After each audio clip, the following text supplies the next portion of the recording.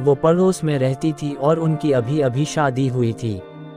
शादी बहुत लेट हुई थी, शायद पढ़ने में कई साल गवा दिए थे। हम सब उनसे छोटे थे और उन्हें भाभी भाभी कह के बुलाते थे। भाभी के साथ बात करना, भाभी के हाथ का बना खाना खाना हम सभी को बहुत अच्छा लगता था। भाभी का प्यार पाकर हम सभी बहुत खुश थे, पर भाभी के मन में जैसे कुछ और ही चल रहा था। भाभी की एक सहेली निशा उनके घर अक्सर आया करती थी। निशा वैसे तो उम्र में भाभी से छोटी थी, पर भाभी से हर बात शेयर करती थी। मेरा निशा से बहुत साल तक अफेयर चला और उस दौरान हमारा कई बार शारीरिक संबंध भी हुआ। लगता था कि निशा ने सब कुछ मेरी भाभी को बता दिया था।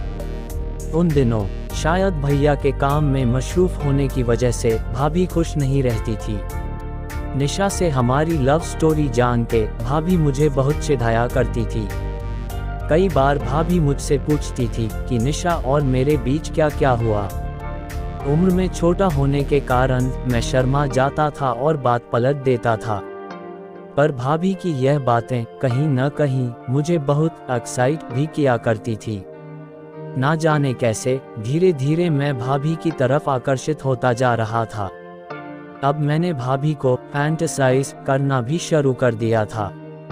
एक दिन यूं हुआ कि भाभी घर में अकेली थी। मेरा बहुत मन हुआ कि मैं भाभी के साथ समय बिताऊं। मेरे भाभी के पास पहुंचते ही भाभी ने मुझसे कहा, अरे तुम इतनी देर कहाँ थे? मैं तुम्हें कब से याद कर रही थी। जब मैंने पूछा कि किस लिए, तब भाभी ने कहा कि वो निशा और मेरे बीच में सब कुछ जानना चाहती थी। मैंने भाभी की बात रखते हुए उन्हें सब सच बता दिया। क्या तुम्हारा निशा के साथ कभी शारीरिक संबंध हुआ? भाभी ने मेरा हाथ पकड़ के पूछा। मैंने भाभी तरफ देखा, भाभी की आंखें चमक रही थी। बताओ ना, भाभी ने दोबारा पूछा। मुझे समझ नहीं आ रहा था कि मैं क्या जवाब दूं। और फिर भाभी के कोमल हाथों को हल्के से दबाते हुए मैं बोला, हाँ मेरा निशा के साथ संबंध था। पर भाभी, यह अब पुरानी बात हो चुकी है। ना जाने मुझे ऐसा क्यों लग रहा था कि यह बात बताने के बाद मैं भाभी को हमेशा के लिए खो दूंगा। पर होनी को तो कुछ और ही मंजूर था। मेरा सर झुका हुआ था और मेरे हाथों में भाभी का हाथ था। मैं अपनी और निशा की कहानी भाभी को सुना रहा था और भाभी का हाथ धीरे धीरे दबा रहा था। मेरी प्यारी भाभी भी मुझे अपना पूरा समय दे रही थी और चुपचाप मेरी कहानी सुन रही थी। मैं अब तक भाभी के कोमल हाथों के स्पर्श का भरपूर आनंद उठाने लगा था। यह पहली बार था कि भाभी मेरे इतने करीब थी। भाभी की सुंदरता, भाभी का स्पर्श और भाभी की सांसों से आती वो खुशबू मुझे मदहोश कर रही थी। उस महोशी के आलम में मैंने भाभी के कंधे पर हाथ रख दिया और भाभी के कानों को सहलाना शुरू कर दिया। अब मुझे भाभी के जवाब का इंतजार था। मैं जानता था कि भाभी मुझे यहाँ पर रोक भी सकती है या फिर मुझे आगे बढ़ने की अनुमति भी दे सकती है।